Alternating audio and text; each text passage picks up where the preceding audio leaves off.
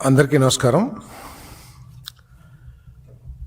ఒకప్పుడు ఆంధ్రప్రదేశ్ రాజకీయాలన్నా, ఆంధ్రప్రదేశ్ రాజకీయ నాయకులన్నా దేశ రాజకీయాల్లో దేశవ్యాప్తంగా ఒక మంచి పేరు, గౌరవం ఉంటూ ఉండేది. కానీ ఆంధ్ర రాజకీయాల్లోకి వైసీపీ వచ్చిన తర్వాత ఆంధ్రప్రదేశ్ రాజకీయాలన్నా, ఆంధ్రప్రదేశ్ రాజకీయ నాయకులన్నా చిన్న చూపు అసహించుకునే స్థాయికి ఆంధ్రప్రదేశ్ని ఈ వైసీపీ దిగజార్చిందని చెప్పడానికి చాలా బాధగా ఉందని చెప్పేసి, చాలా నిజంగా ఘోరంగా ఉందని చెప్పేసి కూడా నేను మనవి చేస్తాను. ఆస్తి కోసం, అధికారం కోసం వైసీపీ నాయకులు ఎంతకైనా దిగజారి విధ్వంసకర విధానాలు, భయాందోళనలు, హత్య రాజకీయాలనే మూడు రెక్కల మీద ఈ పార్టీ మనుగడ సాగిస్తుందని చెప్పేసి కూడా నేను ఈ సందర్భంగా తెలియజేస్తామని. నేను ఆస్తి కోసం, అధికారం కోసం వైసీపీ నాయకులు ఎంతకైనా దిగజారుతారని చెప్పేసి వైఎస్ వివేకానంద రెడ్డి గారి హత్య దగ్గర నుంచి ఈరోజు దస్తగిరి హత్య వరకు కూడా చాలా స్పష్టంగా అర్థమవుతుందని చెప్పేసి మనం చేస్తాను. ఒకటే మోడస్ ఆపరెండి. ఆ రోజు వైఎస్ వివేకానంద రెడ్డి గారి హత్య జరిగిన తర్వాత ఎటువంటి నాటకాన్ని రచించారో ఈరోజు కూడా అదే విధమైన నాటకాన్ని రచించి ప్రజల్ని మభ్యపెట్టడానికి, పక్కదారి పట్టించడానికి ప్రయత్నం చేయటం చాలా ఘోరం అని చెప్పేసి కూడా నేను ఈ సందర్భంగా నేను తెలియజేస్తామన్నా. నేను ఏ విధంగా అయితే ఆ రోజు గుండెపోటుతో మరణించారని చెప్పేసి ప్రచారం పెద్ద ఎత్తున చేసి, మరణం తర్వాత, మరణం ముందు కూడా ఏ విధంగా వైసీపీ పెద్దలు వివేకానంద రెడ్డి గారిని పరామర్శించారో, లేకపోతే హత్య జరిగిన తర్వాత ఏ విధంగా నటించారో ఈరోజు కూడా అదే విధానం. దస్తగిరి హత్య జరిగితే వీరికి తెలిసినట్లు, వీరికి సమాచారం ఉన్నట్లు, ఇదేదో గంజాయి బ్యాచ్ హత్యలాగా చెప్పేసి చిత్రీకరించడానికి ప్రయత్నం చేయటం, మరణించిన తర్వాత ఎవరైతే ప్రధాన నిందితులుగా పేర్కొనబడుతున్నారో ఇప్పుడు పత్రికల ద్వారా కానీ ప్రజల్లో కానీ, ఆ వ్యక్తులు వెళ్ళేసి మొసలి కన్నీరు కారుస్తారు ఆ శవం దగ్గర. ఇంతకంటే ఘోరమైన, నీచమైన రాజకీయాలు ఎక్కడైనా, ఏ రాష్ట్రంలో సరే ఉంటాయని చెప్పేసి నేను ప్రశ్నిస్తా ఉన్నా. నేను ఎందుకంటే 2019 నుంచి 2024 వరకు అధికారాన్ని అడ్డుపెట్టుకుని వైసీపీ నేతలు ఏ విధంగా ఇటువంటి దస్తగిరి లాంటి వాళ్ళని అడ్డుపెట్టుకుని ఆస్తులు సంపాదించారో ఈరోజు దస్తగిరి ఇల్లు పోలీసులు రైడ్ చేసినప్పుడు అర్థమవుతుందని చెప్పేసి కూడా మనం చేస్తాను. నిజంగా అసలు వీళ్ళు రాజకీయ పార్టీగా ఉండటానికి అర్హత ఉందా లేదా అని చెప్పేసి ఎలక్షన్ కమిషన్ కూడా వీరి విధి విధానాలు, మోడస్ ఆపరెండి, వీరి మీద వస్తున్న కేసులు ఇవన్నీ కూడా పరిశీలించాల్సిన అవసరం కూడా ఉందని చెప్పేసి నేను మనవి చేస్తా ఉన్నాను. నేను ఎందుకంటే మర్డరు వీళ్ళే చేపిస్తారు, మళ్ళీ వారి పరామర్శ వీరే చేస్తారు, మళ్ళీ దానికి పోలీసుల్ని తప్పుదోవ పట్టించే విధంగా, లేదా ప్రజల్ని తప్పుదోవ పట్టించే విధంగా దానికి కారణాలు కూడా వీరి పత్రిక ద్వారా, వీరి ఛానల్స్ ద్వారా ప్రయత్నం చేస్తారు.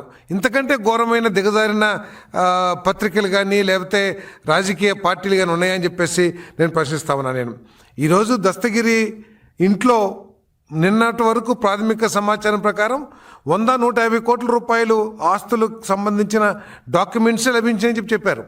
కానీ ఈరోజు ఇంకా తూతుని కొద్దీ ఇంకా ఎంత దోచేశారో అర్థమవుతుందని చెప్పేసి మనం చేస్తున్నాం.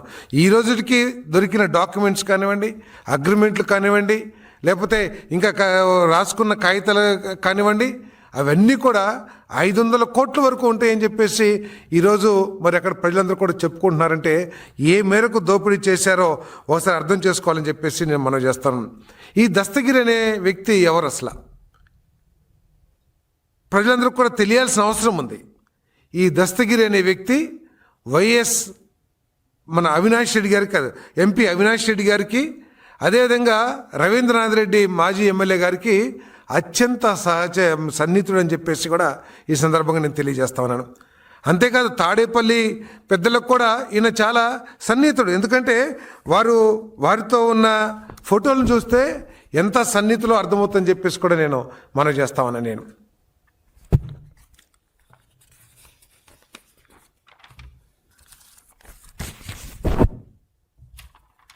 ఆఖరికి ప్రతి పులివెందుల్లో జరిగే రహస్య మంత్రాల్లో, అది రాజకీయ మంత్రాలు కానివ్వండి, లేకపోతే ఇటువంటి కుట్రలు కుతంత్రాలకు సంబంధించిన మంత్రాలు కానివ్వండి, అటువంటి మంత్రాల్లో ప్రతి మంత్రంలో కూడా ఈ దస్తగిరి గారు ఉంటారని చెప్పేసి కడపలో అందరూ కూడా చెప్పుకుంటాం.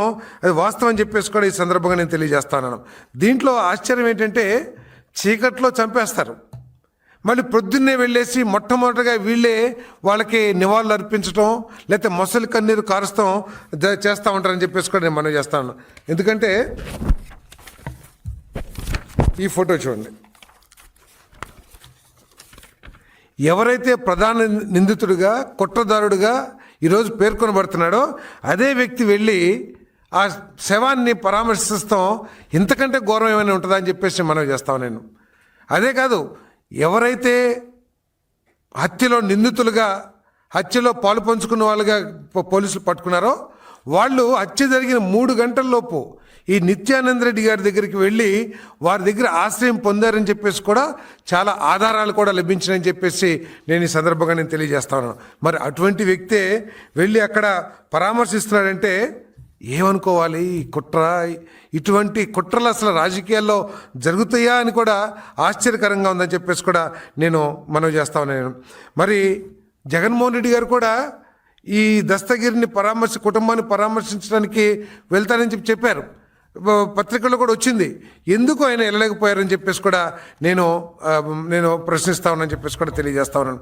అంతేకాకుండా ఈ 5 సంవత్సరాల్లో 2000 అందరూ ఇప్పుడు దాకా లభించిన ఆధారాలు కానివ్వండి, ఆ పార్టీ చేసిన విధానాలు కానివ్వండి, స్పష్టమైంది ఏంటంటే దోచుకోవటం ఒకటే లక్ష్యంగా 5 సంవత్సరాలు పరిపాలన జరిగింది. రాష్ట్రాన్ని విధ్వంసం చేయటమే ఒక విధానంగా పరిపాలన జరిగిందని చెప్పేసి ప్రజలందరూ కూడా అర్థం చేసుకున్నారు.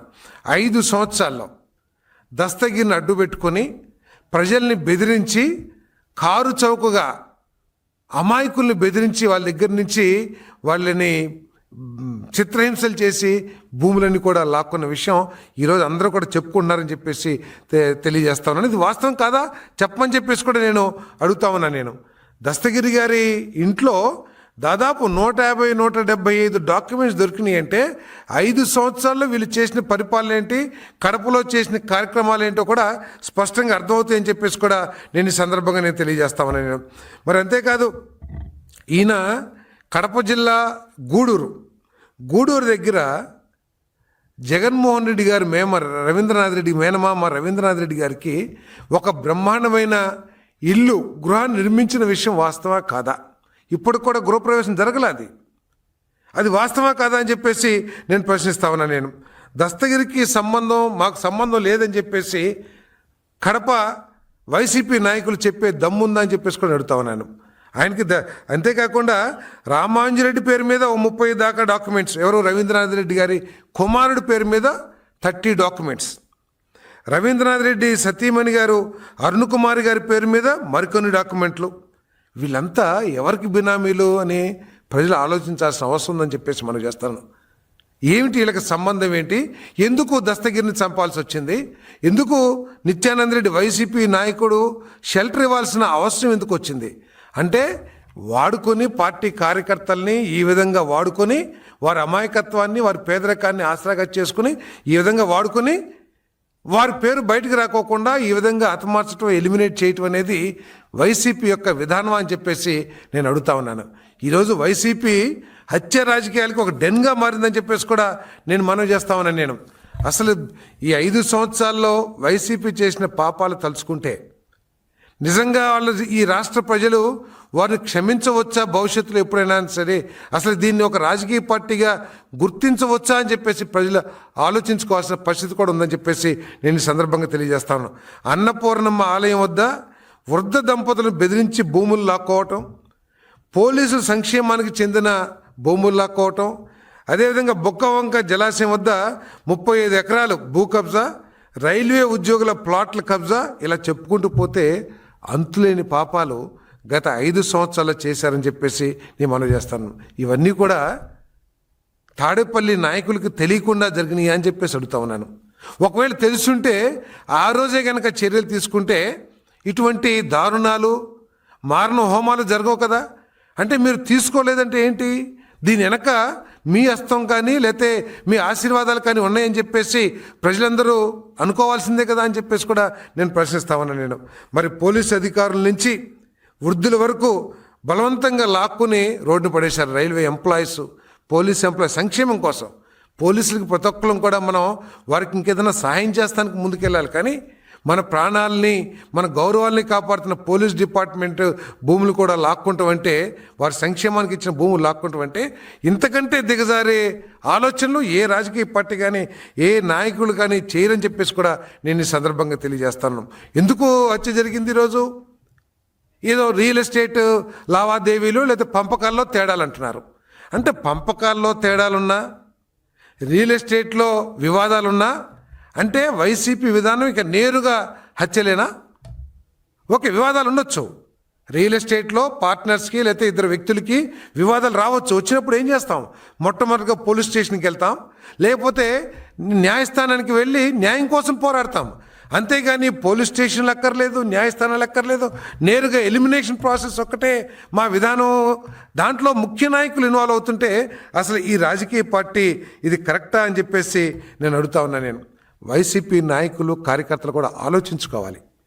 ఈ విధానం ప్రజాస్వామ్యంలో అంటే ఎంతో కొంతమంది అయినా సరే ప్రజాస్వామ్యాన్ని గౌరవించే వాళ్ళు ఈ పార్టీలో ఉంటారని చెప్పేసి ఆలోచనతో నేను మాట్లాడుతున్నాను. నేను అసలు ఈ విధానాల్ని మీరందరూ ఆమోదించగలరా అని చెప్పేసి అడుగుతా ఉన్నా. నేను నాగుపాము నీడ కిందుండి ఏదో నీడలో ఉన్నామని చెప్పేసి మీరు మిమ్మల్ని మీరు మభ్య పెట్టుకుంటే ఏదో ఒక రోజు ఇటువంటి పరిస్థితులే మీ అందరికి కూడా ఇదవుతాయి అని చెప్పేసి కూడా నేను మనవి చేస్తా ఉన్నాను. ఈరోజు అనేక కేసుల్లో ఈరోజు ఒక వైసీపీ నాయకులు ఏదో కేసుల్లో ఒక పోలీస్ స్టేషన్కి వెళ్తానికి తాపత్రయపడతా ఉన్నారు. అంటే వీళ్ళ డిఎన్ఏలోనే ఈ హత్య రాజకీయాలు, ఈ కుట్రలో కుతంత్రాలు ఉన్నాయని చెప్పేసి కూడా చాలా స్పష్టంగా అర్థమవుతుంది. ఇది ఎండింగ్ కూడా కాదని చెప్పేసి ప్రజలు భావిస్తూ ఉన్నారు. ఈ దస్తగిరి హత్యతో ఇది ఆగుతుందని చెప్పేసి కూడా ప్రజలు భావిస్తలా. ఇటువంటి హత్య రాజకీయాలు భవిష్యత్తులో కూడా వైసీపీ నాయకులు, వైసీపీ అభిమానుల ద్వారా జరుగుతాయని చెప్పేసి ప్రజలు ఇంకా కూడా భయపడతా ఉన్నారని చెప్పేసి కూడా నేను మనవి చేస్తాను. ఏదేమైనా సరే ఇటువంటి హత్యల్లో ఎంత పెద్దవాళ్ళు ఉన్నా సరే, వెనక ఎంత పెద్దవాళ్ళు ఉన్నా సరే ఎవరిని ఈ ప్రభుత్వం వదిలిపెట్టబోదని చెప్పేసి మనం చేస్తాను. నేను క్షుణ్ణంగా డీప్గా వెళ్ళి ఎవరెవరిని వీరు మోసం చేశారో, ఎవరెవరు ఈ ఇటువంటి హత్య కేసుల్లో ఇన్వాల్వ్ అవుతున్నారు, ఏదైతే 2019లో మభ్యపెట్టి ప్రజల్ని పక్కదో పట్టేసరి ప్రయత్నం చేశారో అటువంటి కుతంత్రాలు ఇంకా ముందు జరగవని చెప్పేసి కూడా నేను సందర్భంగా స్పష్టంగా చేస్తాను. ఎంతటి పెద్దవాళ్ళు ఉన్నా కూడా వాళ్ళ మీద మరి చర్యలు తీసుకుంటాం. 5 సంవత్సరాల్లో ఇటువంటి భూ వ్యవహారాలు, ఇటువంటి లావాదేవీలు, ఇటువంటి భూ కబ్జాలు ఏదైతే ఉన్నాయో వాటన్నిటిని కూడా తీసుకుంటామని చెప్పేసి కూడా మనం చేస్తా ఉన్నాను. అసలు ఇవన్నీ చూస్తూ ఉంటే ఈ రాష్ట్రాన్ని ఏం చేయాలని వైఎస్ఆర్ కాంగ్రెస్ పార్టీ ఆలోచిస్తుందో ప్రజలందరూ కూడా ఆలోచించాలని చెప్పేసి నేను విజ్ఞప్తి చేస్తా ఉన్నాను. నేను ఇటువంటి వాతావరణాన్ని, ఇటువంటి హత్యా రాజకీయాల్ని ప్రోత్సహించే ఒక ప్రతిపక్షం, ఒక రాజకీయ పార్టీ ఉంటే ఈ రాష్ట్ర మనుగడ ఏమవుతుందో అని చెప్పేసి కూడా ప్రజలు ఆలోచించాలని చెప్పేసి మనం చేస్తామని నేను. ఇటువంటి హత్య రాజకీయాలకి ప్రభుత్వం చూస్తూ ఉండదు. కఠినాతి కఠినంగా ఎంత పెద్దవాళ్ళు ఉన్నా సరే వీళ్ళ మీద శిక్షిస్తామని చెప్పేసి కూడా ఈ సందర్భంగా తెలియజేస్తామని నేను. ఎస్ కడప జిల్లా గూడూరులో ఇంకా ఇప్పటికి కూడా గృహప్రవేశం కాలేదనేది మాకున్న సమాచారం. గూడూరు అనుకుంటాను. గూడూరులో ఒక ఇల్లు కట్టారు. అంతేకాకుండా వారి కుమారుడు రామాంజిరెడ్డి పేరు మీద 30 డాక్యుమెంట్స్ దొరికినాయి. అంటే ఎటువంటి సంబంధాలు ఉన్నాయో ఒకరికొకరికి అనేది, అంటే 5 సంవత్సరాల్లో ఏ విధంగా కడప జిల్లాలో అమాయకులను బెదిరించి ఆస్తులు కారు చౌకగా లాక్కున్నారో కూడా ఎన్ని ఎస్టాబ్లిష్ చేస్తాయని చెప్పేసి మనం చేస్తున్నాం. వారి మిస్సెస్ పేరు మీద, అదేవిధంగా వారి అబ్బాయి పేరు మీద కూడా, రవీంద్రనాథ్ రెడ్డి గారి అబ్బాయి పేరు మీద కూడా డాక్యుమెంట్స్, ఇన్ని డాక్యుమెంట్స్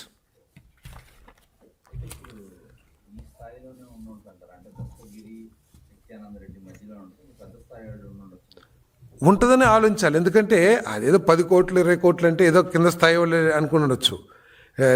ఈరోజు బయటపడుతున్న డాక్యుమెంట్లు కానీ, అగ్రిమెంట్లు కానీ, లేకపోతే ఆ లెక్కల పేపర్స్ మీద ఆ పేపర్స్ అన్నీ కూడా ఎస్టిమేట్ చేస్తే 500 కోట్లు దాటిపోతుందని చెప్పేసి కూడా ఈరోజు వార్తలు వస్తూ ఉన్నాయి. అంటే ఇంత పెద్ద అమౌంట్ ఉందంటే మరి చిన్న స్థాయిలో ఏదో చిన్న చేపల్లో ఉంటాయని చెప్పేసి మరి ప్రజలు నమ్మట్లేదు. దీని వెనకాల పెద్దల హస్తం ఉందని చెప్పేసి కూడా భావిస్తానని చెప్పేసి మనం చేస్తాం.